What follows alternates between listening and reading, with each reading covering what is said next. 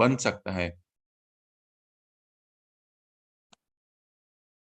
सकता है। चुनाव के प्रत्याशी रिश्वत दे रहे, धोखा दे रहे और चुनाव जीतने के लिए हर प्रकार का प्रोपेगेंडा कर रहे हैं।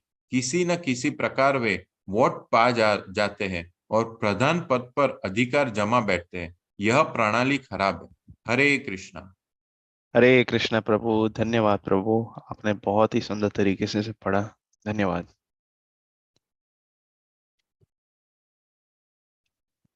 हरे कृष्णा। कार्यक्रम को आगे बढ़ाते हैं। हमारा अगला कार्यक्रम है राधा कृष्ण प्राणमोर भजन, जो गाया जाएगा बाय हरग्रेस पूर्णानंदिनी माता जी। अब मैं उनको आमंत्रित करना चाहूंगा। हरे कृष्णा माता जी। हरे कृष्ण प्रभु जी, प्रणाम। सुनाई प्रणाम। दे रहा है प्रभु? जी जी माता जी। थैंक यू प्रभु। नमो विष्णुपादाय कृष्णपृष्ठाय भूतले श्रीमते भक्तिवेदांत स्वामी नमः। नमस्ते सरस्वती देवी गौरवाणी प्रचारिणी विशेष शून्यवादी कष्टप्रदेशकानि। जय श्री कृष्ण चैतन्य प्रभु नित्यानंद श्री अद्वैत गदाधर शिवासादि गौर भक्तवृंद। हरे कृष्ण कृष्ण कृष्ण हरे हरे राम राम राम हरे हरे।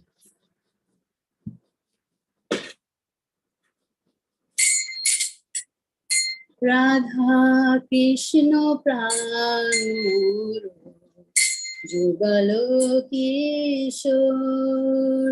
राधा कृष्ण प्राण मोर जुगलो किशोर। জীবনে মরণে গতে আর নাহি মোর। জীবনে মরণে গতে আর নাহি মোর। রাধা কৃষ্ণ প্রাণ মোর যুগল কিশোর। কালিন্দির কুলে কিলি কদম্বের বন। কালিন্দির কুলে কিলি কদম্বের বন। রতন বেদীর উপর বসাব দুজন। রতন বেদীর উপর বসাব দুজন। রাধা কৃষ্ণ প্রাণ মোর যুগল কিশোর। জীবনে মরণে গতি আর নাহি মোর। রাধা কৃষ্ণ প্রাণ মোর যুগল কিশোর। শ্যামা গৌরী অঙ্গে দিব চন্দনী। শ্যামা গৌরী অঙ্গে দিব চন্দনী।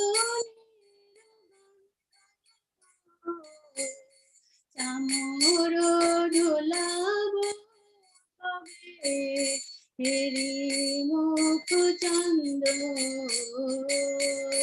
চামর ঢোলাব কবে হেরি মুখ চন্দ্র। রাধা কৃষ্ণ প্রাণ মোর যুগল কিশোর। জীবনে মরণে গতি আর নাহি মোর। জীবনে মরণে গতি আর নাহি মোর। রাধা কৃষ্ণ প্রাণ মোর যুগল কিশোর। গাথিয়া মালা মালা শিবদ গাথিয়া মালা মালা জীবদলে আধারে তুলিয়া দিব কর্পূর তাম্বুলে আধারে তুলিয়া দিব কর্পূর তাম্বুলে রাধা কৃষ্ণ প্রাণ মোর যুগল কিশোর জীবনে মরণে গতি আর নাহি মোর জীবনে মরণে গতি আর নাহি মোর রাধা কৃষ্ণ প্রাণ মোর যুগল কিশোর ললিতা বিশাখায়াদি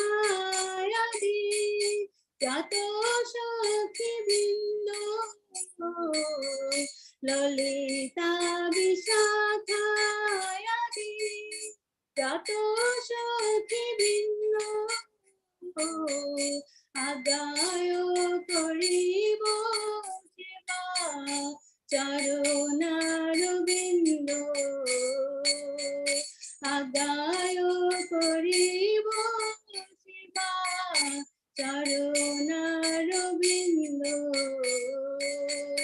রাধা কৃষ্ণ প্রাণ মোর যুগল কিশোর রাধা কৃষ্ণ প্রাণ মোর যুগল কিশোর জীবনে মরণে গতি আর নাহি মোর জীবনে মরণে গতি আর নাহি মোর রাধা কৃষ্ণ প্রাণ মোর যুগল কিশোর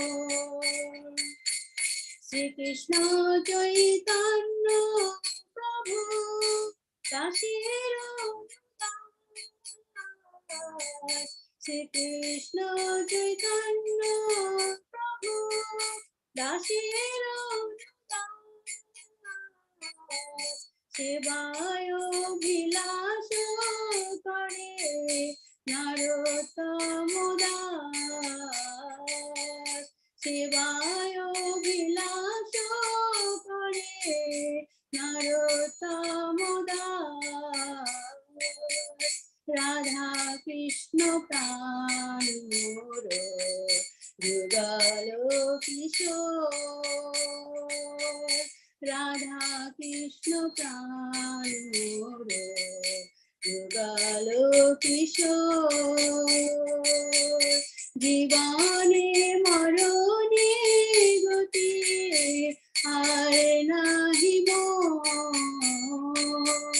জীবনে মরণে গতি আর নাহি মোর রাধা কৃষ্ণ প্রাণ মোর যুগল কিশোর হরে কৃষ্ণ কৃষ্ণ কৃষ্ণ হরে হরে হরে রাম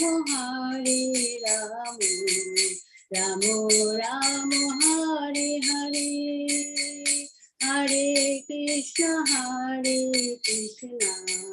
কৃষ্ণ কৃষ্ণ হরে হরে হরে রাম রাম হরে হরে হরে কৃষ্ণ কৃষ্ণ কৃষ্ণ কৃষ্ণ হরে হরে হরে রাম রাম হরে Krishna Krishna Krishna Krishna Hare Hare Hare Ram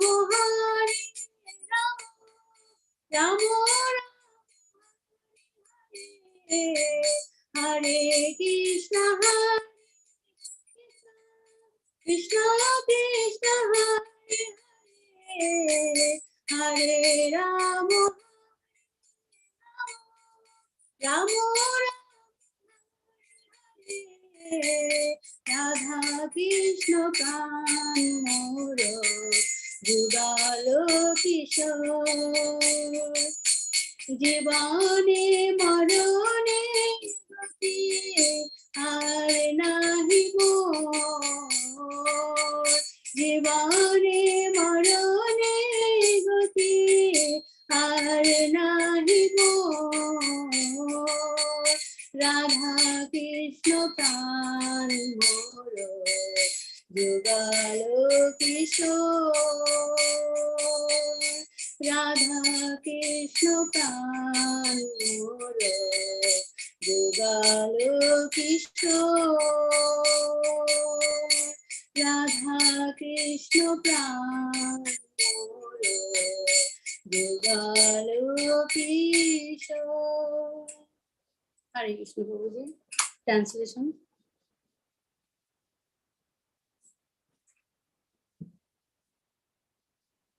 English Prabhu.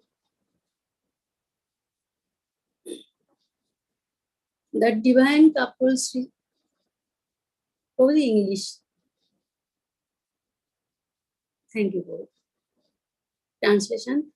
The divine couple Sri Sri Radha and Krishna is my life and soul. In life or death, I have no other refuge but them.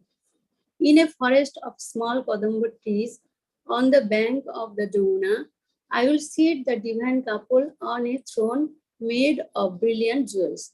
I will anoint their dark and fair forms with sandalwood paste scented with chua, and I will fan them with a chamura wings. Oh, when will I behold their moon-like faces? After stringing together garland of malati flower, I will place them around their necks, and I will offer tambula scented with camphor to their lotus mouth. With the permission of the Shakis, of all of the Shakis, headed by Lalita and Vishaka, I will serve the lotus feet of Radha and Krishna. Narottam Dasha, the servant of Sri Krishna Chaitanya Prabhu, longs for the service to the divine couple. Hare Krishna Prabhuji, बहुत बहुत धन्यवाद. हरे कृष्ण माता जी. धन्यवाद माता जी, आपने बहुत ही सुंदर तरीके से अपने मधुर ध्वनि में आपने गाया. धन्यवाद. हरे कृष्ण.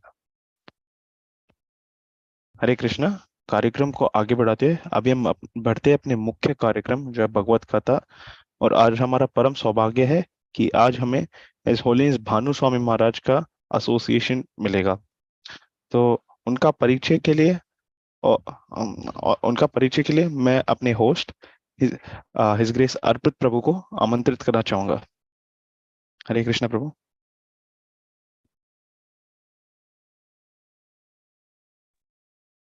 हरे कृष्णा धनंजय प्रभु. हरे कृष्ण प्रभु. हरे कृष्णा. हरे कृष्णा कृष्ण कृष्ण हरे हरे, हरे राम राम राम हरे हरे. जय श्रील प्रभुपाद. तो आज आप सब श्रोतागण और वैष्णव भक्तों का स्वागत है हमारे नित्यम भागवत सेवया के सत्र में.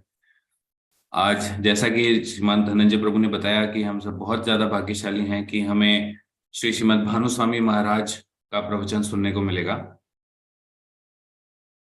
मैं 2-3 मिनट लेना चाहूंगा महाराज के बारे में थोड़ा कुछ बताने के लिए. श्रीमद भानु स्वामी महाराज का जन्म कनाडा में हुआ था और उनके पास स्नातक की डिग्री है. उन्होंने वह डिग्री प्राचीन ललित कलाओं में प्राप्त की थी ब्रिटिश कोलंबिया विश्वविद्यालय से. उन्होंने 1970 में हरे कृष्ण आंदोलन वे उस वर्ष में जुड़े और उसके शीघ्र ही पश्चात 1 वर्ष पश्चात उन्होंने श्रील प्रभुपाद से दीक्षा ग्रहण की और उसके 13 वर्ष के बाद उन्होंने संन्यास आश्रम ग्रहण किया. और श्रील प्रभुपाद के व्यक्तिगत देखरेख में श्रीमद भानु स्वामी महाराज को अर्चा विग्रह के बारे में विद्या ग्रहण करने को मिली और आज वे अंतर्राष्ट्रीय कृष्ण भावनामृत संघ में अर्चा विग्रह के एक अधिकारी हैं। हमें कुछ भी ज्ञान और कुछ भी शिक्षा लेनी होती है तो हम उनसे ले सकते हैं। वे 2003 से शासकीय आयुक्त रहे हैं, अर्थात जिसे हम जीबीसी बोलते हैं, और वे दक्षिण भारत का सारा क्षेत्रीय कार्यभार संभालते हैं। वे चेन्नई में स्थित हैं और उसी के साथ वे जापान के भी सह शासकीय आयुक्त हैं, को जीबीसी। महाराज संस्कृत और बंगाली में पांडित्य को प्राप्त कर चुके हैं और उन्होंने गौड़ीय वैष्णव शास्त्रों पर आधारित करीबन 150 पुस्तकें लिखी हैं, अनुवाद की हैं, और वे सभी पुस्तकें हमारे गौड़ीय वैष्णव संप्रदाय के प्रमुख आचार्यों के द्वारा भगवद गीता, श्री ईशोपनिषद और श्रीमद् भागवतम की टीकाओं पर आधारित हैं। उन्होंने उन सब टीकाओं का अनुवाद किया है संस्कृत और बंगाली में भाषा में। और महाराज के बारे में बताया जाता है कि वे बड़े ही शांत रूप से अपनी सारी विद्याओं को अपने जीवन में धारण किए हैं और उन्होंने मार्शल आर्ट्स में, रीकी के उपचार में, कर्नाटक संगीत में और ज्योतिष विद्या में भी महारत हासिल की है। हम सब बहुत ज्यादा भाग्यशाली हैं कि हमें आज श्रील प्रभुपाद के प्रमुख शिष्यों में से एक से श्रवण करने का मौका मिलेगा। I just want to check, Maharaj, are you there online? Hare Krishna, Arpit Prabhu. Yes, Maharaj is online here. Okay, Prabhu. Hare Krishna. Would there be a Hindi translation, Prabhu? Yes, Prabhu. So my apologies. No, so Maharaj, your translation will be done by one of the devotees. So I'll soon be handing it over to him. तो मैं आज के हिंदी अनुवाद के लिए श्रीमान केशव भारती प्रभु को आमंत्रित करता हूँ। हरे Krishna. Maharaj, yeah, you can begin. Hare Krishna. Okay. So we're reading from text 31, Iti Dvarapa Urvisha Suvanti Jagadishwara. Are you able to hear, Maharaj? Is the audio okay, Prabhu? Yes, Prabhu, we are able to hear. Maybe it could be a bit louder if possible. Okay, Prabhu. Maharaj, you can see the screen also. It's being shared on the screen. Nana Tantra Vidadena Kalava Pita Tasranu. Translation. O King, in this way, people in Dwarpa Yuga glorify the Lord of the universe. In Kali Yuga, also people worship the Supreme Personality of Godhead by following various regulations of the revealed scriptures. Now, kindly hear of this from me. Purport. The words Kalav Api in Kali Yuga also are very important in this verse. It is well known that Kali Yuga is an irreligious age. Thus, it is surprising that in such a completely irreligious age, the Supreme Lord is worshipped. Therefore, it is stated Kalav Api even in Kali Yuga. In Kali Yuga, the incarnation of the personality of Godhead does not directly assert himself to be the Supreme Personality of Godhead, but rather he is detected by expert devotees in accordance with the revealed Vedic scriptures. Similarly, Prahlad Maharaj states in Srimad Bhagavatam Itam Triya Grishideva and Jasavatarair Lokan Vibhavayasi Hamsi Jagat Pratipan Dharmam Mahapurusha Pasi Yug Anuvratas Channa Kalau and Abhavas Triyugota Satvam. In this way, my Lord, you appear in various incarnations as a human being, an animal, a great saintly demigod, a fish, or a tortoise, thus maintaining the entire creation in different planetary systems and killing the demonic principles. According to the age, O my Lord, you protect the principles of religion. In the age of Kali, however, you do not assert yourself as the Supreme Personality of Godhead, and therefore you are known as Triyuga, or the Lord, who appears in 3 yugas. Thus it is understood that it is difficult for common people in Kali Yuga to recognize the incarnation of the Lord, since in this age the Lord's appearance is slightly concealed.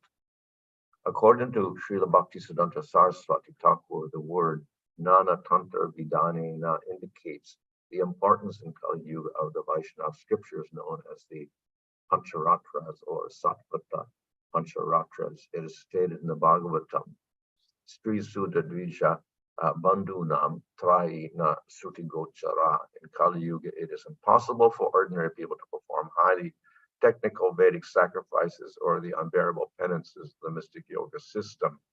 Such standard Vedic processes are practically inaccessible for the spiritually retarded population of Kali Yuga. I lost my placing.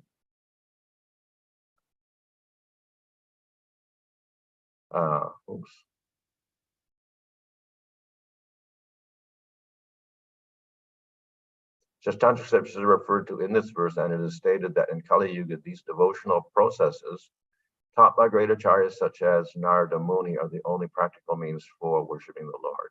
This will be more clearly explained in the following verse. Okay. So this whole section, the whole chapter actually is dealing with the forms of the Lord that appear in the different yugas. तो यहाँ पर यह बताया जा रहा है कि किस प्रकार हर युग में भगवान के भिन्न भिन्न अवतार जो है वो प्रकट होते हैं. There are actually different types of avatars. तो वैसे भगवान के जो है भिन्न भिन्न प्रकार के अवतार हैं. Avatar, of course, means the form of the Lord who is connected and appears within the material world. तो अवतार का अर्थ है कि भगवान का एक रूप जो कि समय के कालांतर में जो है प्रकट होता है पृथ्वी पर. So one type of avatar is called the Purusha avatar. तो एक टाइप का जो अवतार है वो पुरुष अवतार कहा जाता है. So we have two Purusha avatars, Mahavishnu, Garbhodakshay Vishnu, and Kshirodakshay Vishnu. तो पुरुष अवतार में महाविष्णु, गर्भोदक्ष विष्णु और क्षीरोदक्ष विष्णु आते हैं. So these forms they have a function of creating and entering into and guiding the material world. तो ये जो भगवान के जो रूप है, अवतार है, ये जो है हमें सिखाते हैं. So in other words, their activity is largely to do with the material world and its creation. तो ये संसार के जो प्रकृति है, इसमें जो अवतार है ये यहाँ पे बताए गए हैं. These avatars are very distinct from Leela avatars. ये जो अवतार है ये लीला अवतार से थोड़े अलग है. So the Leela avatars appear within the material world, but they have nothing to do with creating it, such as, Ramchandra. So he enters the material world, he performs Leela. So he's a Leela avatar, but he doesn't involve with, glancing over Prakriti and creating, elements, etc. अन्य अवतारों की तरह ये लीला अवतार को कुछ प्रकृति या निर्माण का कार्य कुछ करना नहीं होता है. जैसे रामचंद्र भगवान आए थे, बस केवल लीला के हेतु आए थे. So these avatars appear periodically within the day of Brahma. तो ये जो अवतार है हर युग में जो है समय समय पर आते हैं ब्रह्मा के दिन में. Some of them, like Ramachandra and Krishna, appear only once in the day of Brahma. जैसे भगवान रामचंद्र और कृष्ण भगवान जो है ब्रह्मा के एक दिन में आते हैं. Other Leela avatars may appear several times. दूसरे जो लीला अवतार है वो बारंबार आते हैं. So it is said that Vamana appears 3 times. जिस प्रकार वामन देव है वो 3 बार आते हैं. And Matsya appears 14 times. और मत्स्य अवतार जो है 14 बार आते हैं. So in this way, we have Leela avatars. Another type of avatar is called the Manvantara avatar. तो ये थे लीला अवतार. जो अन्य प्रकार के जो अवतार है वो मनवंतर अवतार है. So these are avatars who supervise 71 yuga cycles in one day of Brahma. तो ये जो अवतार है वो 71 बार जो है युग की जो प्रक्रिया है वो करते हैं. So there are 14 Manvantara periods in one day. तो इस तरह जो 14 मनवंतर एक दिन में प्रकट होते हैं.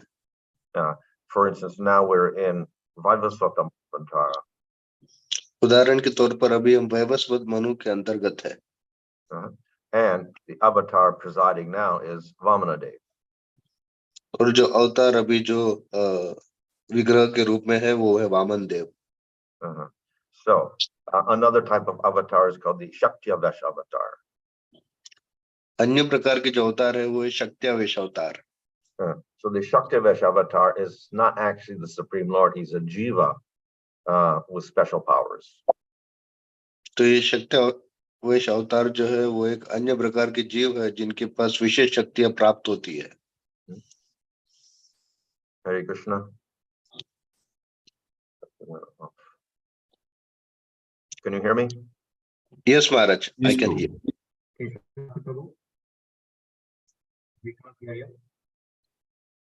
Hare Krishna, Maharaj, I can hear you. Okay. Yeah. So the Shaktiavesh avatars are empowered by the Lord to do activities like preaching. So Narada Muni is an example of a Shaktiavesh avatar. तो शक्तिवेश अवतार ये अवतार है जिनको विशेष शक्तियां प्राप्त होती है भगवान के प्रचार के हेतु, जिस प्रकार नारद मुनि को भी विशेष शक्तियां प्राप्त है, वो एक शक्तिवेश अवतार माने जाते हैं प्रचार के हेतु। So another type of avatar is the Yuga avatar. दूसरे प्रकार के जो अवतार है वो है युग अवतार। So there are 4 yugas that repeat 1,000 times in one day of Brahma. तो ब्रह्मा के एक दिन में ये जो युग है, 4 प्रकार के युग है, वो 1000 बार भ्रमण करते हैं। So we have Satya Yuga, Treta Yuga, Dwapara Yuga, and Kali Yuga, repeating in the cycles time after time.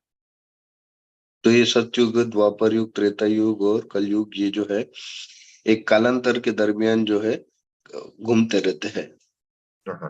So in each of these yugas, the Lord also appears. So this is the Yuga avatar. तो प्रत्येक युग में जो है भगवान भी प्रकट होते हैं, इसलिए उनको युग अवतार माना जाता है। So in other words, within one day of Brahma, we will have 1,000 avatars in Satya Yuga, 1,000 avatars in Treta Yuga, 1,000 avatars in Dwapara Yuga, 1,000 avatars in Kali Yuga. So we get 4,000 Yuga avatars appearing within one day of Brahma.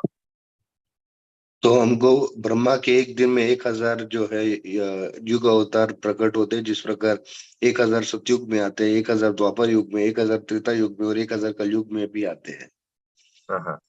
So in this way, the Supreme Lord, through these different avatars, is giving mercy to the jivas in the material world. तो इस प्रकार भगवान जो है ये भिन्न भिन्न अवतारों में आते हैं ताकि वो जीवों पर अपनी परम करुणा बरसाए। The Lord does not appear once, but he appears many times. तो भगवान केवल एक ही बार नहीं आते हैं, वो अलग अलग बार आते रहते हैं। And this happens every day of Brahma for his 100 years. और ये ब्रह्मा के प्रत्येक दिन में होता है जो कि जिनकी आयु है 100 साल। So in each of these yugas, the Lord appears as a yuga avatar, and he has a particular form, name, and his activity is to preach a particular dharma. तो इस हर युग में भगवान युग अवतार के रूप में आते हैं और उनका नाम, रूप, गुण, लीला का जो है प्रचार करते हैं। So in Satya Yuga, the people are highly qualified. In Treta Yuga, they're not so qualified. Dwapara Yuga less, and in Kali Yuga, the least qualified.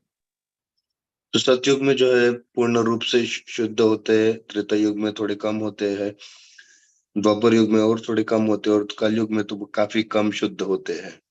As the yugas progress from Satya, Treta, Dwapara, Kali, the lifespan of the people decreases. जिस प्रकार ये जो युग है ये आगे बढ़ते जाता है, उस प्रकार जो है लोगों की जो आयु है वो भी घटती रहती है। The intelligence decreases. जो बुद्धि है वो भी जो है दिन प्रतिदिन क्षीण होती है। And sattva gun decreases. और जो क्लेश है वो sattva gun, sattvic qualities keep decreasing. और जो सत्व गुण या अच्छे जो गुण है वो भी जो है क्षीण होना शुरू हो जाते हैं. And gradually Rajagun and Tamagun keep increasing. और अंततोगत्वा जो तमोगुण है उसकी वृद्धि होती रहती है. Yeah. So as we go from Satyuga down to Kali Yuga, the people become more and more materialistic. तो सतयुग से लेकर कलयुग बढ़ते बढ़ते जो है लोग जो है और भौतिकवादी बनते रहते हैं. So in this way, when we come to Kali Yuga, the people are very materially attached and don't have much spiritual inclination. तो इस कलयुग में हम देखते हैं लोग भौतिक रूप से काफी जो है अग्रसर हो गए हैं, लेकिन आध्यात्मिक ज्ञान के विषय में उनको कुछ ज्ञान ही नहीं है. So in each of these yugas, the Lord gives a particular process of dharma suitable to the people. और इस हर युग में जो है भगवान एक विशेष धर्म का की बात करते हैं जो कि उस युग में जो है अनुकूल होता है. So because the people of Satyuga are very, very qualified with dharma and strong minds, etc., the Yuga Avatar teaches meditation or jhana. तो क्योंकि सतयुग के जो लोग होते हैं वो काफी धर्मशील होते हैं, काफी बुद्धिमान होते हैं. इसके लिए उनके लिए जो धर्म था, युग धर्म था, वो था मनन करना या चिंतन करना, ध्यान करना. Yeah. So the people can practice dharma simply by using their minds. तो लोग जो है केवल मन का उपयोग करके ये जो धर्म का है उत्तम रूप से पालन कर सके. In Treta Yuga, the people are a little less qualified, so the process there is yajna or homa. फिर त्रेता युग में लोग और थोड़े कम योग्य हो गए, इसलिए उनके लिए जो धर्म था, युग धर्म था, वो था यज्ञ. In either case, in Satya Yuga, it's meditation on Vishnu. In Treta Yuga, the homa is for Vishnu. तो सतयुग में भगवान विष्णु के लिए जो है ध्यान करते थे, त्रेता युग में भगवान विष्णु के लिए यज्ञ करते थे. Yeah. So because the mind is not so strong in Treta Yuga, they use material things. So they use fire and they use ghee and grain with mantras. तो क्योंकि त्रेता युग लोगों की थोड़ी बुद्धि जो है वो कम होती थी, इसलिए उनको ये भौतिक पदार्थों को लेकर जो है यज्ञ करके भगवान को प्रसन्न करना होता था, जिसमें वो घी, अग्नि या वर्षा को मंत्र रूप से जो है उनका आह्वान करते. So they worship the Lord by worshiping fire. तो भगवान की आराधना वो जो है अग्नि की आराधना करते हुए करते हैं. But in that fire, they can understand the presence of Supreme Lord. और उस अग्नि में वो भगवान का प्रकट होना जो है वो अनुभव कर पाते हैं. In Dwapara Yuga, people are less qualified, so they have the deity worship, or archana is the main process for everyone. और फिर द्वापर युग में लोगों की बुद्धि और कम होगी, इसलिए उनको युग धर्म दिया गया जो भगवान के अर्च विग्रहों की सेवा करना. In deity worship, we don't have to imagine the form of the Lord. In Treta Yuga, you worship fire. Through that, you see the Lord. But in Dwapara Yuga, the people have less powerful minds, so they need an actual form of the Lord. So these are the vigrahas, the deities.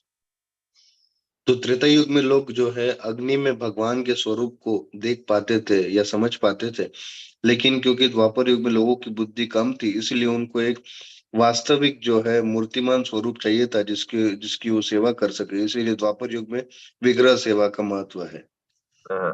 So, of course, in Dwapara Yuga, they worship the deity, but there are very strict rules of cleanliness and use of mantras. तो निश्चित रूप से द्वापर युग में विग्रह सेवा का युग धर्म है, लेकिन उसमें भी उनको बहुत ही सावधानी बरतनी पड़ती है, स्वच्छता को लेकर जो है उत्तम रूप से मंत्र उच्चारण करते हुए इस प्रकार. In Kali Yuga, the people are least qualified. कलयुग में जो है लोग है वो काफी कम योग्यवान है. So there is 1/4 of the good qualities left in Kali Yuga, and of course Satya Yuga is 100% and Kali Yuga is 25% only. तो कलयुग में केवल 1/4 ही अच्छे गुण जो है बचे रह गए हैं। जिस प्रकार सतयुग में पूरे 100% अच्छे गुण होते थे, लेकिन कलयुग में जो है ये 1/4 ही 25% ही जो है अच्छे गुण रह गए। So the people are very short-lived and they do not have strong minds and they're very materially attached. तो कलयुग के लोग है ये जो है इनके जो मन है वो काफी जो है शुद्ध नहीं है और काफी भौतिकवादी है, उनकी आयु कम है, इस तरह के उनके लक्षण हैं। So it is very difficult for the people in general to learn the procedures of deity worship. तो इस कलयुग के लोगों के लिए ये बहुत ही कठिन है कि भगवान के बड़े-बड़े अर्च विग्रह की सेवा करना। So the Lord provides a simpler form, and that's mentioned in the purport. It's called Pancharatric deity worship. तो इसीलिए भगवान जो है विशेष रूप से कृपा करते हुए हमें पंचरात्रि विधि का इस तात्पर्य में जो है वर्णन करते हैं। So we can do deity worship, but we follow the method of Pancharatra. तो हम इस कलयुग में भगवान की विग्रह सेवा कर सकते हैं, लेकिन हमको पंचरत्न के नियमानुसार। However, the people in general cannot even follow that process. हाँ, लेकिन आजकल के जो लोग हैं इसमें से कुछ भी पालन नहीं करते, ये भी है। So the Yuga avatar therefore introduces a new process. तो इसीलिए युग अवतार एक नया धर्म या नई विधि को बताता है। And that process is Nam Sankirtan. और वो विधि क्या है? नाम संकीर्तन।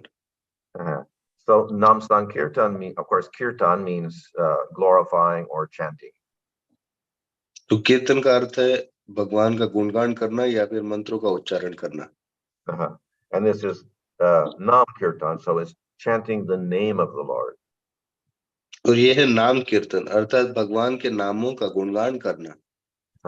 If we chant mantras, which are mentioned in the various scriptures, then we have to be highly qualified. तो शास्त्रों के अनुसार अगर हमको मंत्र उच्चारण करना है तो भी हमें उत्तम रूप से जो है योग्य होना आवश्यक है। In Treta Yuga, they use Vedic mantras, but that requires high qualification. तो त्रेता युग में जो है जब वो लोग वैदिक मंत्रों का उच्चारण करते थे तो उनको बहुत ही योग्यता प्राप्त होना आवश्यक था। In Pancharatric worship, there's mantras, but even those require some qualification. पंचरात्रिक विधि में भी मंत्रों की आवश्यकता है, जिनके रूप से उनको कुछ सीमा तक जो है योग्य होना आवश्यक है। So the qualification is diksha or initiation. और वो विधि क्या है? दीक्षा। So the guru, if he finds a person is qualified, then he will give him the diksha mantra. और वो योग्यता क्या है? वो है दीक्षा। अगर गुरु अपने शिष्य में इस योग्यता को देखता है तो उन्हें वो जो है वो दीक्षा देते हैं। And then that person is qualified to worship the deity form. और फिर वो व्यक्ति जो है वो योग्य बनता है भगवान के अर्च विग्रह की सेवा करने के लिए। So that procedure we follow in ISKCON also. तो ये विधि का हम पालन करते हैं अंतरराष्ट्रीय कृष्ण भावनामृत संघ में। If you want to worship the deity, then you have to take this what we call second initiation, and you get some mantras, and with those mantras, you are qualified to worship the deity. तो अगर आपको urge विग्रहों की सेवा करनी है तो आपको प्रामाणिक गुरु द्वारा ये मंत्र प्राप्त होते हैं और ये मंत्र का उच्चारण करते हुए ठीक तरह से जो है आप अर्च विग्रह की सेवा कर सकते हैं। But in Kali Yuga, people cannot immediately take to deity worship and get initiation, etc. So the name Nam Sankirtan is an easier process. तो इस कलयुग में देखा जाता है कि लोगों की विग्रह सेवा के प्रति इतनी रुचि नहीं होती है और वो इतनी जल्दी विग्रह सेवा को ग्रहण नहीं कर पाते, इसलिए उनके लिए ये सरल युग धर्म है जो कि है भगवान के नामों का संकीर्तन करना। The deity mantras that one gets through diksha cannot be revealed to other people. They are secret. तो जो विग्रह के आराधना के लिए जो मंत्र दिए जाते हैं शिष्य को, ये मंत्र काफी गुह्य होते हैं, ये किसी के साथ बांटे नहीं जाते हैं। The name of the Lord is not secret. लेकिन जो भगवान का जो नाम है ये गुह्य नहीं है, ये सबके लिए है। It does not require initiation. इसके लिए कोई दीक्षा भी आवश्यक नहीं है। We can chant it loudly, we can sing it. ये हम जोर से उच्चारण कर सकते हैं, इसका हम गायन भी कर सकते हैं। So when we say nama, that is simply the name of the Lord. तो जब हम नाम का गुणगान करते हैं वो केवल भगवान के सुंदर नामों का गुणगान होता है। When we say mantras, then these mantras are a series of words like Om Namo Bhagavate Vasudevaya, Om Namo Narayanaya, etc. So it's a series of words. तो जब हम मंत्रों की बात करते हैं, ये एक नामों की जो है आवली होती है, जैसे ओम नमो भगवते वासुदेवाय, ओम नारायण नमः, ये भगवान के मंत्रों की जो है आवली होती है, जिसे सीरीज कहा जाता है। So nama is simply name of the Lord, like Krishna, Rama, Govinda, Hari. तो नाम अर्थात भगवान के जो है नाम है, जैसे Krishna, Ram, Govind. Technically or grammatically, this is what we call the vocative case or sambodhana. I don't know if you have that in Hindi, sambodhana. Grammatical case is calling out, oh Krishna, oh Rama, oh Hari. तो व्याकरण के रूप से इसे संबोधन कहा जाता है, जिसमें हम भगवान को पुकारते हैं कि हे कृष्णा, हे हरि, इस तरह से। So this is the simplest possible grammatical form. तो ये जो है बहुत ही सरल व्याकरण रूप है जो हम समझ सकते हैं। And it's the name of the Lord. और ये भगवान का नाम भी है। So though it is simple and everybody can chant those names, it is also most powerful. और ये बहुत सरल है और हर कोई ये नाम ग्रहण कर सकता है, और ये अतएव शक्तिशाली भी है इस युग में। So even if one chants the name of the Lord accidentally, it has great power to destroy karma. तो अगर कोई अकस्मात भी जो है भगवान के नाम का उच्चारण करता है, तो वो सारे जो है कर्म को जो है विनाश करने में सक्षम होता है। So for instance, Ajamil simply named the son Narayana, and when he named the son Narayana, all of his karmas were destroyed. तो अजामिल उदाहरण की तरह देखते हैं कि उन्होंने भी अपने पुत्र नारायण का नाम लिया, और इससे उनके जो है सारे कर्म जो है विनष्ट हो गए। So even by inattentive or accidental chanting, one can get liberation. तो इसी तरह कोई अगर एकाग्र पूर्वक जप नहीं करता है, नाम नहीं लेता है, या अकस्मात भी ले लेता है, तो उसका भी जो है इस तरह से परिणाम हो सकता है। So it's a very easy process for everybody. तो ये बहुत ही सरल विधि है सभी के लिए। So if we chant with some faith and devotion, we get even more effect. लेकिन अगर हम इसे और श्रद्धा और भक्ति भाव से इस मंत्र को जप कर, नाम को जप करते हैं, तो हमें इसका और लाभ होता है। If we chant with pure bhakti, we get the most of it. तो अगर हम शुद्ध भक्ति के द्वारा इस नाम को जप करते हैं, तो हमें और लाभ मिलता है। If we chant with pure bhakti, then we can get prema. और अगर हम शुद्ध भक्ति के साथ इस नामों का जप करते हैं, तो हमें प्रेम भी प्राप्त होता है। So Nam Sankirtan, or chanting the name of the Lord, is the most powerful and quick process to attain that prema. तो ये जो नाम संकीर्तन या भगवान का नामों का उच्चारण करना है, ये बहुत ही ऐसी विधि है जो हमको शीघ्र अतिशीघ्र जो है प्रेम तक लेके जा सकती है। And it's also we can say it's the most powerful process for everybody in Kali Yuga. There's no restriction. और ये बहुत ही शक्तिशाली विधि है इस कलयुग के जीवों के लिए, और इसके लिए कोई यम नियम भी नहीं है। So anybody, man, woman, child, any ashram, any varna, no varna, etc., can chant the name and get prema. तो यहाँ पर कोई भी आश्रम, कोई भी वर्ण या व्यक्ति या स्त्री या बच्चा, कोई भी इस नाम का जो है जप कर सकता है। Of course, if we want to get prema, we do have to have some knowledge. निश्चित रूप से अगर हमको प्रेम की प्राप्ति करनी है तो हमें इसका ज्ञान अवश्य होना चाहिए। So that knowledge is contained in Bhagavad Gita and Srimad Bhagavatam.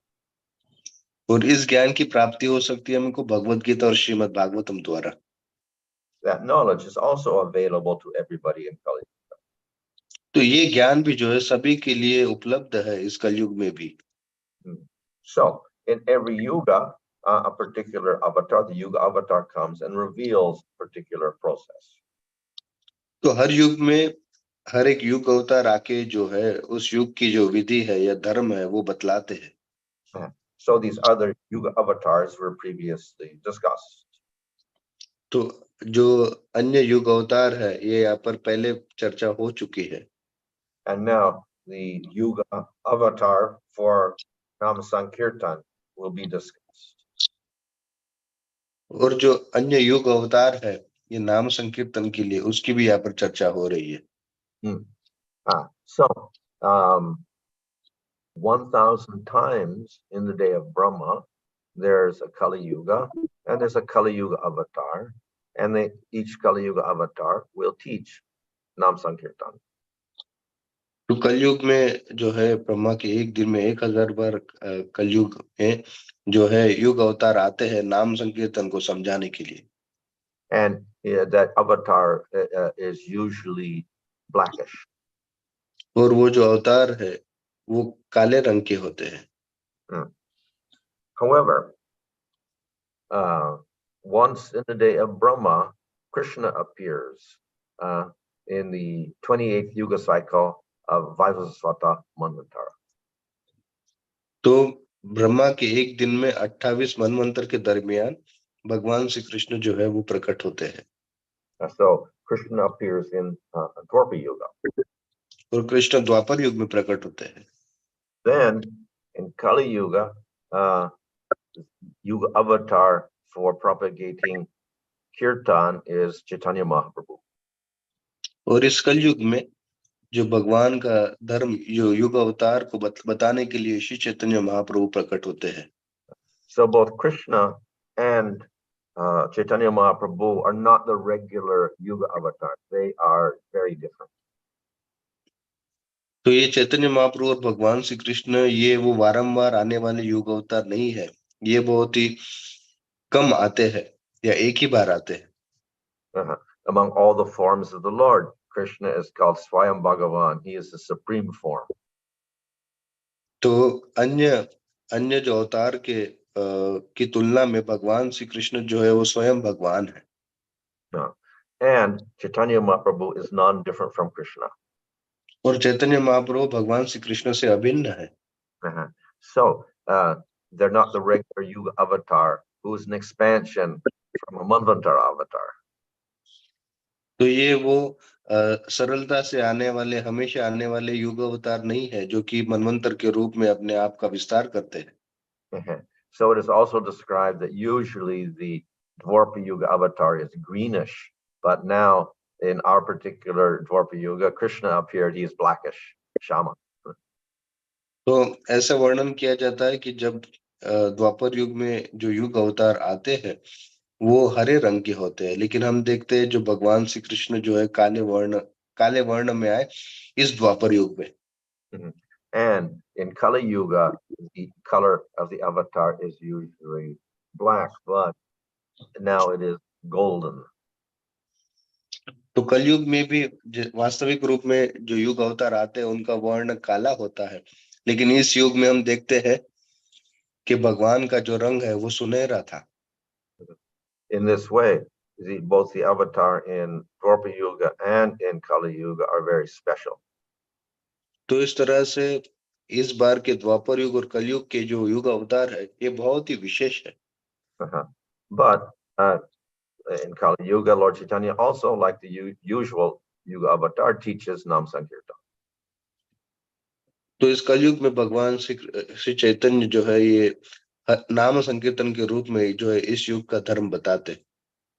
But Chaitanya Mahaprabhu is not the regular Yuga avatar. He has much more qualities, much more powers, much more mercy.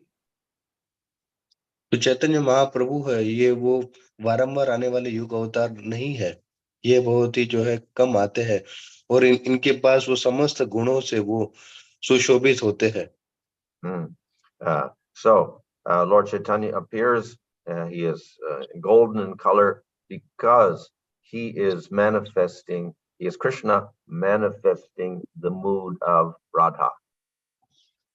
तो श्री चैतन्य महाप्रभु इस सुवर्ण वर्ण में आते हैं तो वो भगवान श्री कृष्ण ही होते हैं जो कि श्री राधा का भाव लेकर आते हैं. In the purport, it was mentioned that in Kali Yuga, the form of the Lord is covered, it's channa, obscured. तो ये तात्पर्य में यहाँ पर वर्णन भी किया गया है कि कलयुग का जो युग अवतार है वो छन्न रूप से होता है, ढका हुआ होता है. So the reason for this is that in Kali Yuga, the Lord does not display all of his powers. क्योंकि ये इसलिए बताया गया है क्योंकि कलयुग में जो युग अवतार है ये अपनी पूरी शक्तियां बताते नहीं है. He appears like a regular human being. वो इस तरह से अवतार लेते हैं जैसे अन्य मनुष्य आते हैं. So, as though Chaitanya Mahaprabhu is Krishna, he does not display all of Krishna's powers.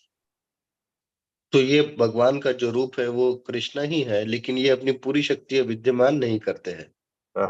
Instead, he takes up the mood of Radha, a devotee, and manifests the qualities of a devotee. तो वो अलग रूप से जो है उनके भक्तों का अवतार लेके या भक्तों के रूप में आते हैं जिससे वो भगवान के भक्तों के दिव्य लक्षण बताए जाते हैं. But with that mood of Radha, Krishna also takes up the color of Radha. Radha is golden, so Chaitanya Mahaprabhu becomes golden. तो कृष्ण भाव के साथ साथ उनका राधा की जो कांति है वो भी सुवर्ण वर्ण की कांति लेकर आते हैं इस कलयुग में. We know that Radha is very merciful. तो हमको पता है श्रीमती राधा रानी बहुत ही कृपामयी है. If we want to approach Krishna, we have to get the mercy of Radha. अगर हमको कृष्ण की प्राप्ति करने हैं तो हमको राधा रानी की कृपा आवश्यक है. So Chaitanya Mahaprabhu is Krishna, who is also most merciful, but he's got the mood of Radha, so he's Radha Krishna combined. तो चैतन्य महाप्रभु भी निश्चित रूप से कृपालु है, लेकिन क्योंकि वो राधा रानी के स्वरूप में है तो इसीलिए वो भी जो है अति कृपामयी है. And thus he's even more merciful than Krishna. और इसलिए श्री चैतन्य महाप्रभु भी बहुत ही कृपालु है, कृष्ण से भी अधिक. Radha Krishna are separate, so the mercy of Radha is separate from Krishna, but in Lord Chaitanya it's combined. तो वैसे राधा की कृपा हमको अवश्य चाहिए कृष्ण की प्राप्ति करने के लिए, लेकिन यहाँ पे चैतन्य महाप्रभु के रूप में भी अति कृपालु है. So Lord Chaitanya is very special because his mercy is also special. और क्योंकि चैतन्य महाप्रभु विशेष है क्योंकि उनकी जो कृपा है वो भी विशेष है. The special mercy of Chaitanya Mahaprabhu is to get the fallen souls of Kali Yuga to realize Radha and Krishna. तो चैतन्य महाप्रभु की विशेष कृपा यह है कि वो पतित लोगों को भी जो है भगवान श्री राधा कृष्ण के बारे में जानने का एक अवसर प्रदान करते हैं. So the Radha Krishna is the highest realization in the spiritual world. तो राधा कृष्ण ये परम साक्षात्कार है आध्यात्मिक जगत में. Generally, it is very difficult to achieve that realization. तो निश्चित रूप से ये उत्तम साक्षात्कार होना ये बहुत ही दुर्लभ है.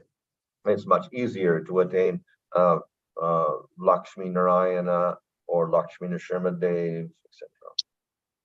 तो इनकी तुलना में लक्ष्मी नारायण या लक्ष्मी नरसिंह देव का साक्षात्कार करना थोड़ा सरल होता है.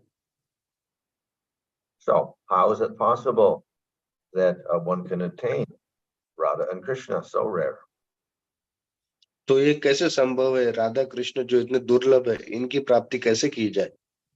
But Chaitanya Mahaprabhu is very, very merciful. He wants to give the most unqualified people of Kali Yuga this highest goal. तो चैतन्य महाप्रभु बहुत बहुत कृपालु है, उनको जो अयोग्य लोग हैं उनको भी ये परम परम अवसर प्रदान करते हैं. So Chaitanya Mahaprabhu does this. He gives them the highest goal through Nam Sankirtan. तो चैतन्य महाप्रभु ये करते हैं और वो उनको नाम संकीर्तन द्वारा उनका जो है उनको ये प्राप्त करवाते हैं. So Chaitanya Mahaprabhu has given special names by which we can achieve Radha and Krishna. तो चैतन्य महाप्रभु ने ये विशेष नाम दिए हैं जिससे हम राधा कृष्ण की प्राप्ति कर सके. Of course, there are infinite number of names of the Lord we could chant. और वैसे तो भगवान के असंख्य नाम है जिनका हम यशोगान कर सकते हैं. But Chaitanya Mahaprabhu wants us to attain Krishna, so therefore he gives us Krishna's name. लेकिन चैतन्य महाप्रभु चाहते हैं हम कृष्ण का नाम ले जिससे हमको परम कृष्ण की प्राप्ति होगी. But he also wants us to attain Radha. लेकिन चैतन्य महाप्रभु ये भी चाहते हैं कि हम राधा को भी प्राप्त करें. So therefore we chant Hare. This is an address to Radha in the Sambodhana case. तो इसीलिए हमको ये हरे कृष्ण महामंत्र में हरे किया जा हरे नाम है जो कि हरे नाम से हम राधा रानी को संबोधित करते हैं. So therefore Chaitanya Mahaprabhu for Hare Krishna, he gives us realization of Radha and Krishna. तो चैतन्य महाप्रभु इस हरे कृष्ण महामंत्र द्वारा हमको राधा और कृष्ण का साक्षात्कार करवाते हैं. So this is the special mercy of Chaitanya Mahaprabhu. तो ये विशेष कृपा है श्री चैतन्य महाप्रभु की. So Chaitanya Mahaprabhu is Yuga Avatar, but it's also very, very special. तो चैतन्य महाप्रभु निश्चित रूप से युग अवतार है लेकिन वो बहुत बहुत जो है वो विशेष है. So the people of our particular Kali Yuga have very special advantage, privilege. तो ये हमारा जो ये इस बार का कलयुग है ये बहुत ही विशेष है और ये कृपा प्राप्त है. Through Hare Krishna we can achieve Radha and Krishna. तो इस हरे कृष्ण महामंत्र का जप करते हुए हम राधा कृष्ण की प्राप्ति कर सकते हैं. So we should consider ourselves very, very fortunate. तो इसलिए हमें अपने आप को बहुत बहुत भाग्यशाली मानना चाहिए. Okay, Hare Krishna. तो ठीक है, हरे Krishna. Hare Krishna. Any questions? Maharaj, thank you so much, Maharaj, for your lecture and the pieces of advice. And in these 45 to 1 hour, you so beautifully explained that starting from the yugas, how the different yugas result and end with Kali Yuga in terms of cycle, and then what is the Yuga Dharma, and how Pancharatra ki Vidhi acts as a intermediary between Dwapar Yuga and Kali Yuga, but the following qualifications do not make it easy for the current population, and hence the chanting of the holy names is recommended, and that is being promoted by Lord Sri Chaitanya Mahaprabhu, and that's how he rewards us the highest goal of life, that's Sri Krishna Prema. Thank you, Maharaj. Thank you so much. If you would like, can we invite people for some questions and answers? Yeah, no problem. Thank you, Maharaj. Keshav Bharati Prabhu. So we will. So सभी श्रोतागणों से अनुरोध है कि उन्हें कोई भी प्रश्न हो तो वे आगे आएं और महाराज से पूछें.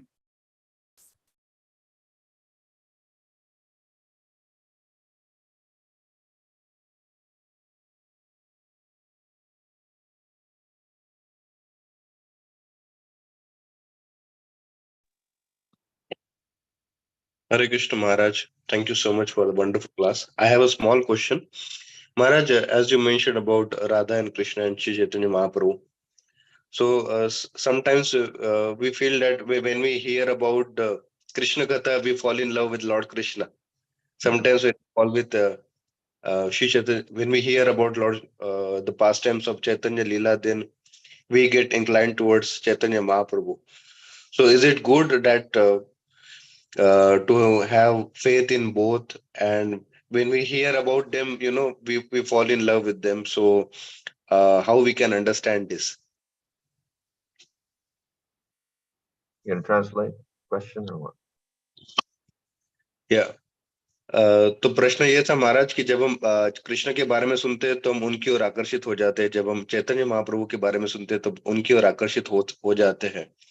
तो यह क्या ये सही है दोनों में अपनी श्रद्धा बनाए रखना, क्योंकि आपने बताया कि चैतन्य महाप्रभु विशेष युग अवतार है हमारे इस कलयुग के?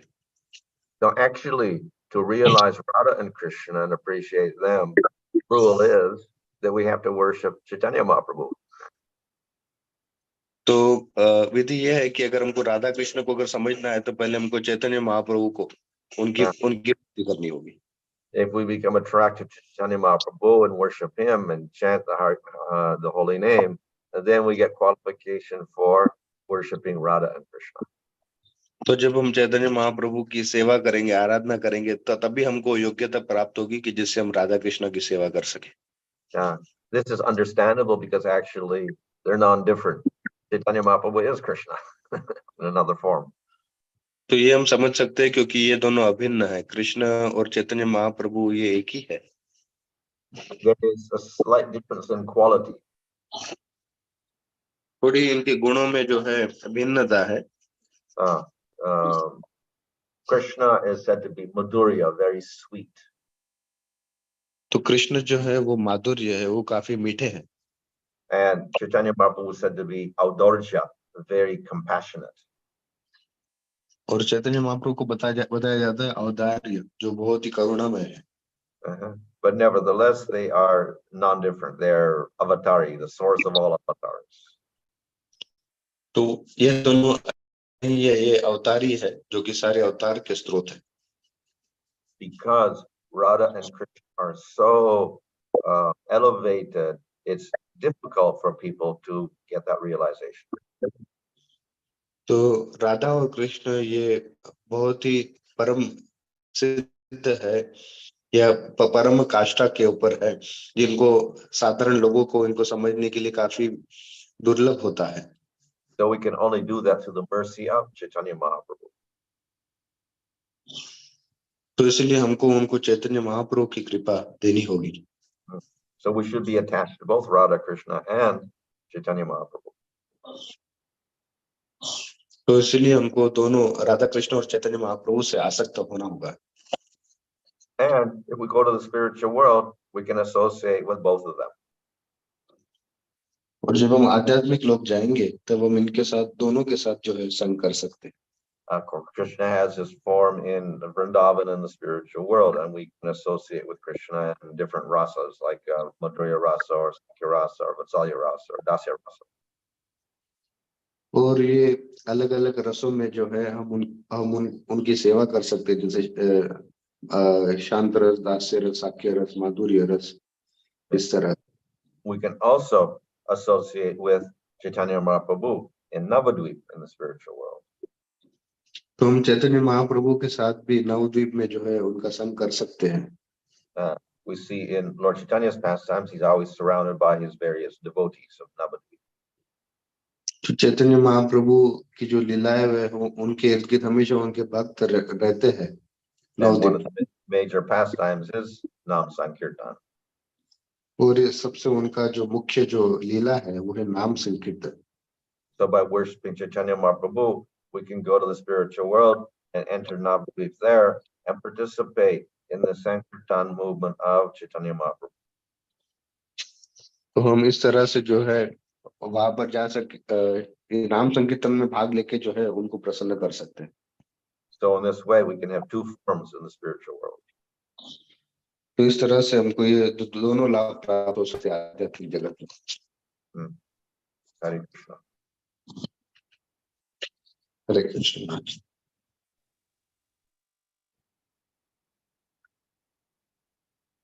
Hare Krishna, Maharaj. Hare Krishna. Dhanvat Pranam. Maharaj, I have a question.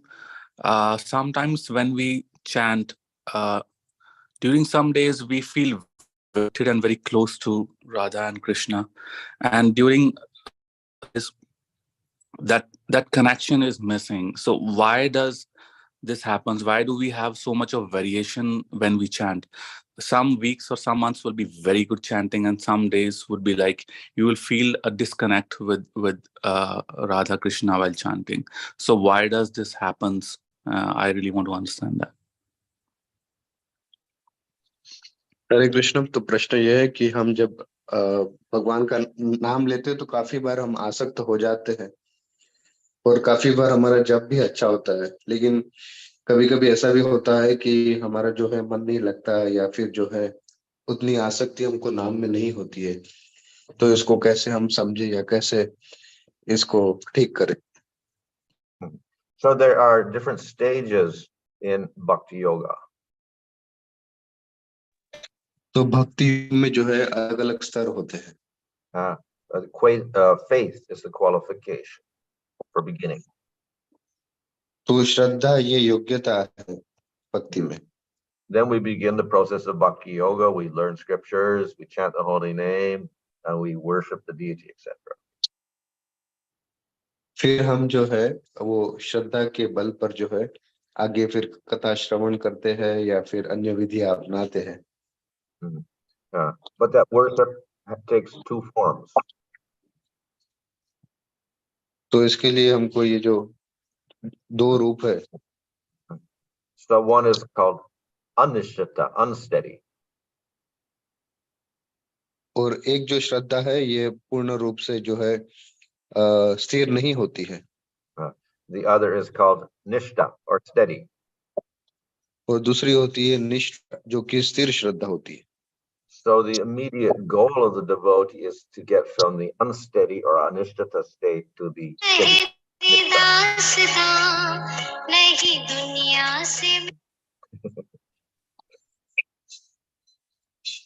Hare Krishna Maharaj, can you repeat your last sentence, please? So our goal, immediate goal, is to get from the unsteady or anishtata state to the steady state, nishta. तो हमारा लक्ष्य यही होना चाहिए कि किस तरह से हम अस्थिर श्रद्धा से लेके दृढ़ श्रद्धा तक पहुंचे। And this takes place by anartha nivritti. Gradually the anarthas are lessened, so we go from anishtata to nishta state.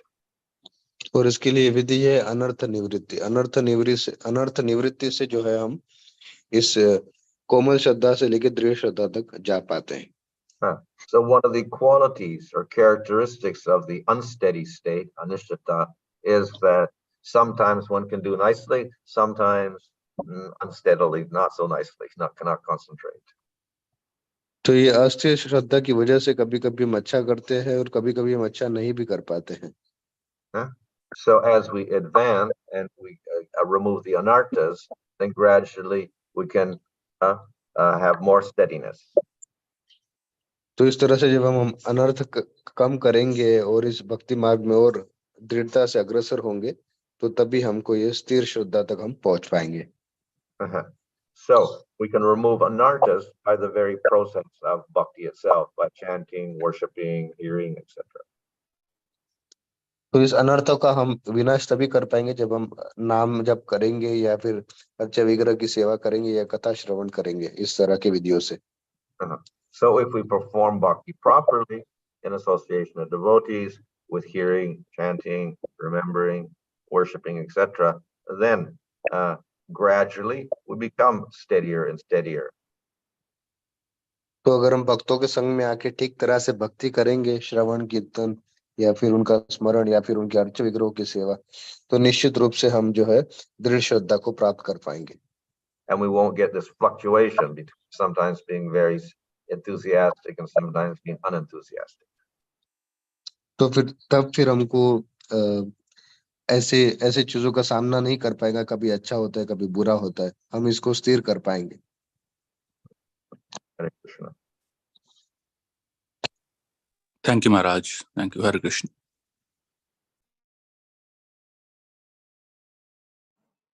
Hare Krishna Maharaj, प्रणाम। Hare Krishna. Thank you for a wonderful class, Maharaj. Maharaj, I have a small question. Can I ask? Yes. Maharaj, as you wonderfully explained that in this Kali Yuga, it is so easy to just chant the holy name and you will get the all Krishna's consciousness. But we still see there are jivas not still attracted to this chanting also. Maharaj. So, what should be? We see jivas not attracted. Yes, Maharaj. Still we see when we go and preach outside that please chant, but they say, yeah, we will chant. But Okay, yeah, fine. Translation. हरे कृष्ण महाराज, बहुत बहुत धन्यवाद सुंदर कथा के लिए। महाराज, मेरा ये प्रश्न ये है, जैसे आपने बताया कि नाम संकीर्तन जो है, नाम जप, ये सरल विधि है इस कलयुग के युग में, लेकिन फिर भी हम देखते हैं कि आजकल जब हम प्रचार के लिए जाते हैं तब लोगों को ये बहुत ही कठिन लगता है भगवान का नाम जप कर पाना। हालांकि ये इतना सरल है जैसे आपने बताया, फिर भी उन लोगों के लिए कठिन होता है और हमारे लिए भी कठिन हो जाता है कि उनको नाम जप करवाना। तो ये सरल होते हुए भी कठिन कैसे है? So we want to be merciful to everyone, so we expect everybody to chant. तो इसीलिए हमको हर किसी के ऊपर जो है कृपालु होना है कि वो ये मंत्र को जप करे। But we also have one offense to the holy name, that is, don't preach to the faithless. लेकिन साथ ही साथ तो ये हमको अपराध का भी एक ध्यान रखना चाहिए कि हम अश्रद्धालुओं को ये महिमा ना बताए। And even in Bhagavad Gita at the end, Krishna says, do not reveal the Bhagavad Gita to the envious and the faithless. Krishna Bhagavad Gita के अंत में ये भी बताते हैं कि ये भगवत गीता का ज्ञान जो द्वेषी है उनको मत बताइए। So this kind of puts a limitation on our mercy and Lord Chaitanya's mercy, how to deliver everybody if we can't preach. तो इस तरह से ये एक सीमा बना देता है जो चैतन्य महाप्रभु, जो कृष्ण ने कहा और चैतन्य महाप्रभु ने कहा। So one, of course, is we just find out the people who are willing, the people a little favorable, so we encourage them to chant. तो इस तरह से हमको ये जानना होगा, पहचानना होगा कि किस तरह से जो लोग हैं उनका झुकाव कैसा है, उनकी श्रद्धा कैसी है, उसके हिसाब से फिर हम उनको प्रचार कर सकते हैं। And we can give them Bhagavad Gita and give them knowledge, and this is what we preach to them. और इस तरह से उनको भगवत गीता हम दे सकते हैं या फिर जो है भगवान का नाम दे सकते हैं। But then how do we give mercy to the rest of the people?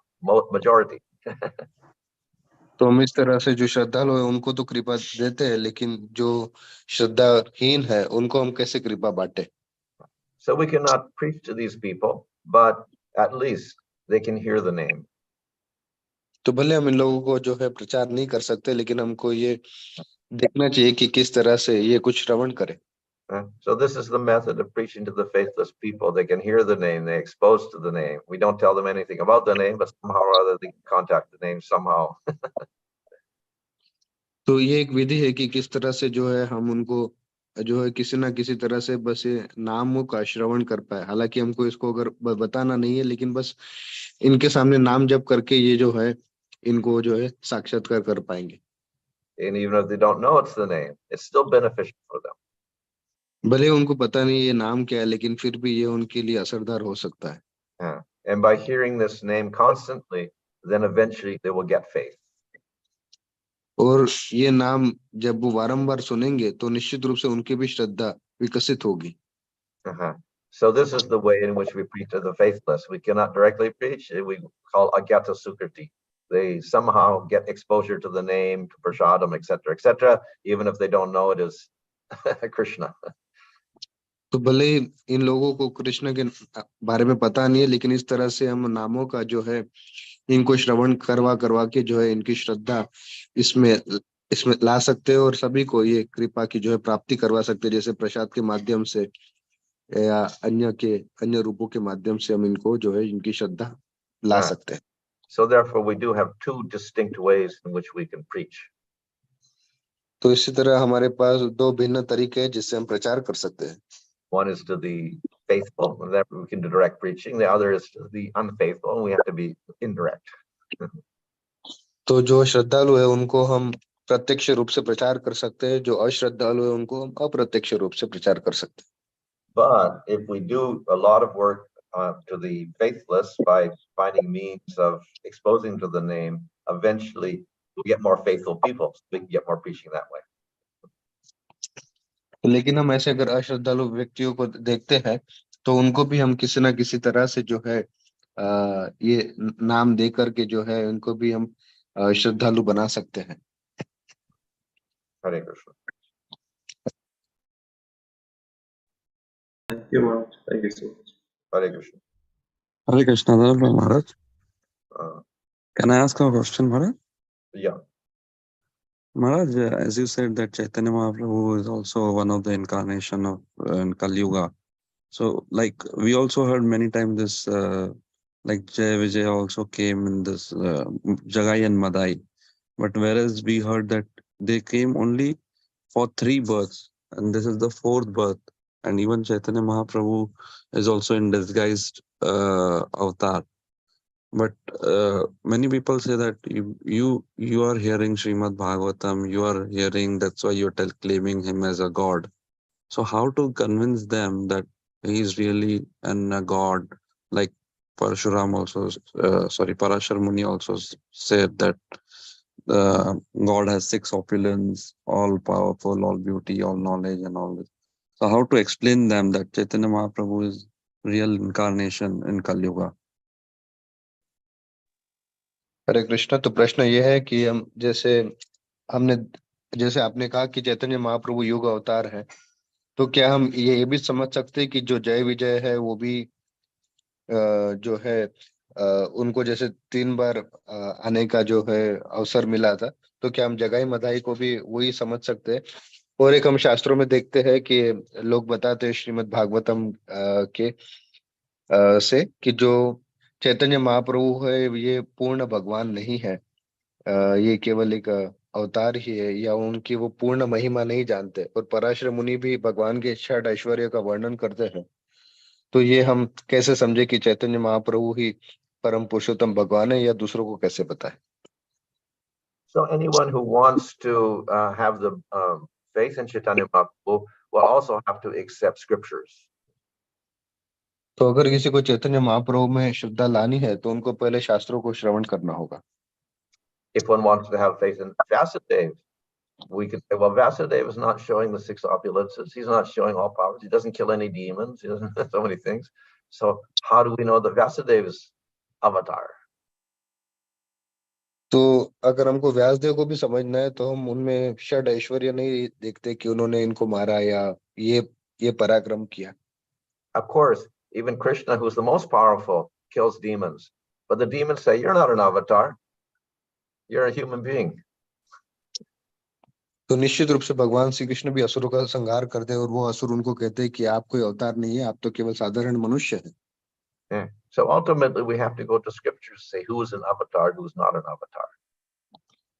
तो अंततोगत्वा हमें केवल शास्त्रों का ही आश्रय लेना चाहिए जिससे हम समझ सके कौन अवतार है या कौन अवतार नहीं है. And all the scriptures will tell us about the yuga avatars. और ये शास्त्र जो है हर सारे युग अवतार के बारे में वर्णन करते हैं.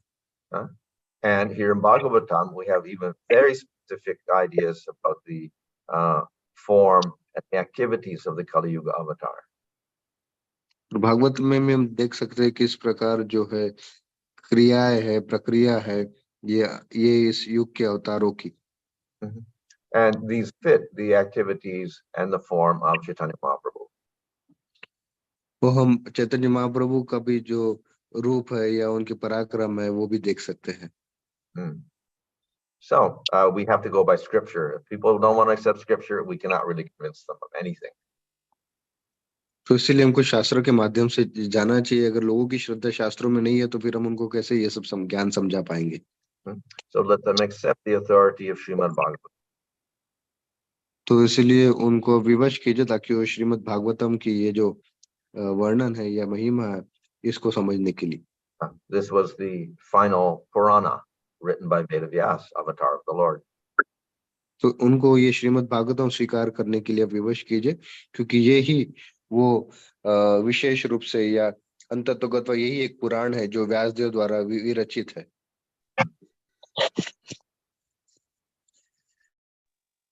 Thank you, Maharaj. Thank you so much.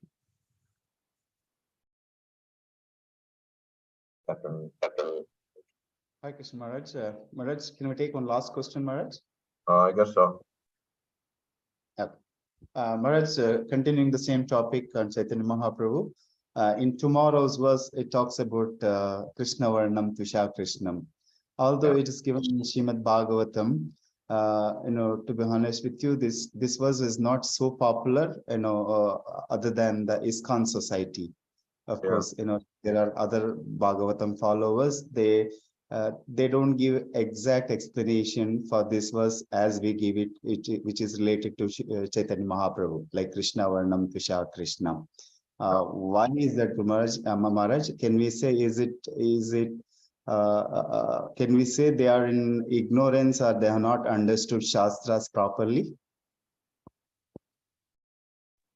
हरे कृष्ण महाराज। तो प्रश्न ये है कि चैतन्य महाप्रभु का जो अगला श्लोक है, कृष्ण वर्णम त्विषा कृष्णम, ये भागवत पुराण में श्लोक है, लेकिन जो अन्य जो भागवत का जो पठन करते हैं वो ये श्लोक का जो है ठीक तरह से इसकी व्याख्या नहीं कर पाते हैं कि चैतन्य महाप्रभु ही जो है परम पुरुषोत्तम भगवान है।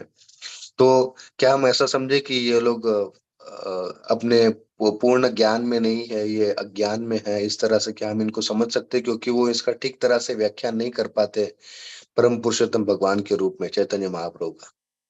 Well, scripture can be interpreted in many ways. तो शास्त्र को हम अलग अलग रूप से जो है समझ सकते हैं। And even Bhagavatam can have many different meanings. और भागवतम के काफी सारे जो है मतलब हो सकते हैं। And some of this is very intentional. और ये कुछ जो है वो काफी जो है एक दृष्टि दिखाते हैं। Some things are not stated directly in order to hide truth.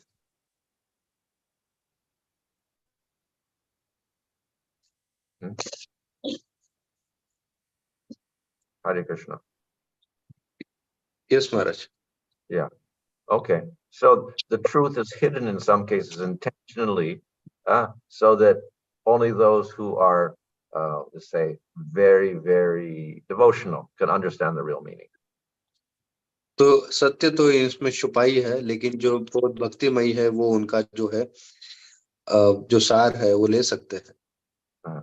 Nevertheless, if we look at the next verse and whatever, still, the idea is that the Kali Yuga avatar is the person who propagates Nam Sankirtan. तो निश्चित रूप से हम अगले श्लोक में भी देखेंगे कि जो व्यक्ति जो है नाम संकीर्तन का प्रचार करता है वही इस युग का युग अवतार है। Yeah.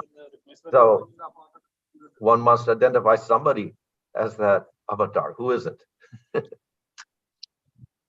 तो हमको किसी को भी अवतार नहीं मानना चाहिए। So if they don't accept Chaitanya Mahaprabhu, then who do they want?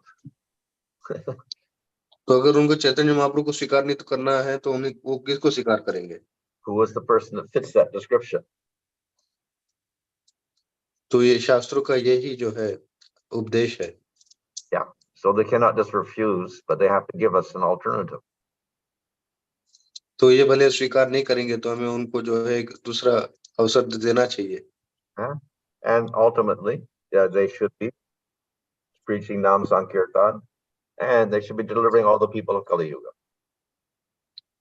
तो फिर उनको ये बताना चाहिए कि कौन ऐसा है जो ये नाम रहे हैं, सब ठीक है, लोगों का उद्धार कर रहे हैं, और कौन है?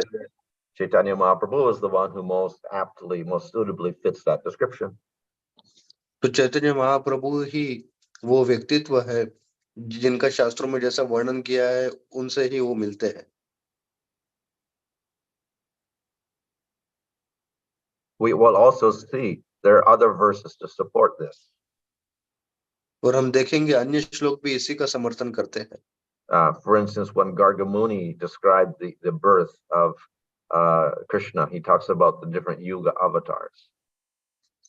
तो जब गर्ग मुनि जो है वर्णन करते हैं तब भी वो इन युगों का वर्णन करते हैं और उसमें युग अवतार का वर्णन करते हैं। And he also mentions in Kali Yuga, the avatar is Pita, golden.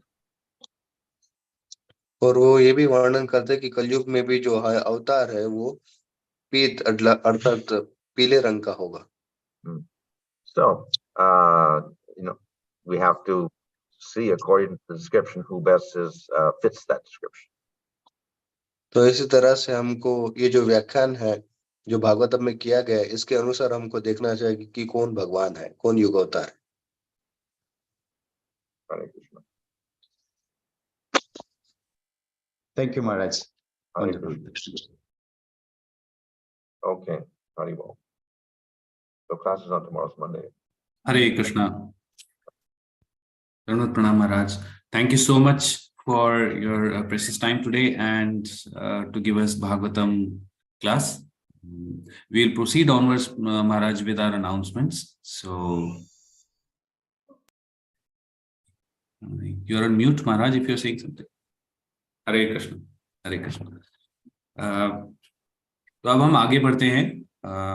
जय गोविंद प्रभु, आपको कोई घोषणा करनी है? यस प्रभु. अभी फेस्टिवल सीजन चालू हो गया है. It started from last Sunday. Ekadashi का दिन से प्रारंभ हुआ. Then 5 दिन लगातार we had झूलन यात्रा और उसका संपन्न हुआ बलराम पूर्णिमा का दिन, which was 31st August. बाद में अभी now we are gearing up for Krishna Janmashtami, वो 7 तारीख है. धनंजय प्रभु, play this promo.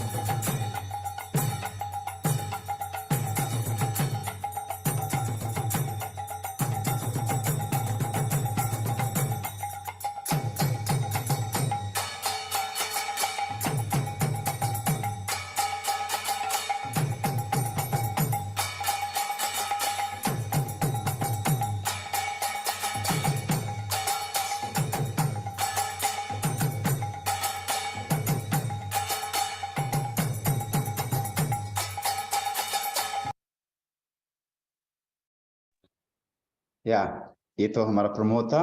वो 7 तारीख जन्माष्टमी है. वो दिन प्रोग्राम होगा बरदुबाई में. जो हमारा कार्यक्रम होता है वहां पर है. शाम को 7 बजे से लेकर रात को 11 बजे तक चलेगा.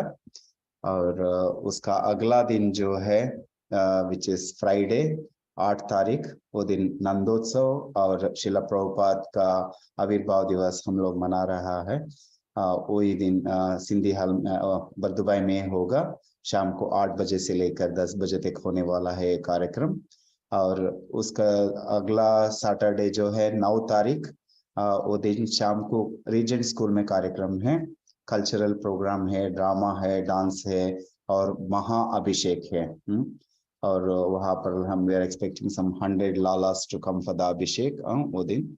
और वो कार्यक्रम होगा शाम को 4 बजे से लेकर 10 बजे तक. और नेक्स्ट संडे विच इज 10 तारीख है, 10 सितंबर, वो दिन भी रीजेंट स्कूल में होगा. वहाँ पर पुरुष सूक्ता, श्री सूक्ता और नाम यज्ञ होगा. और इसके साथ विष्णु सहस्त्र नामम भी होने वाला है, जैसा हर साल हम करते हैं.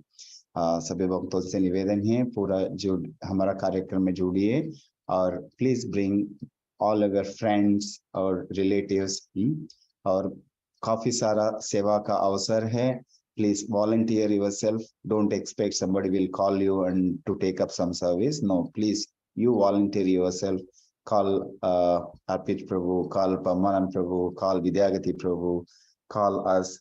So whatever the service you are willing to do, बहुत सारा अवसर सेवा का अवसर मिल सकता है.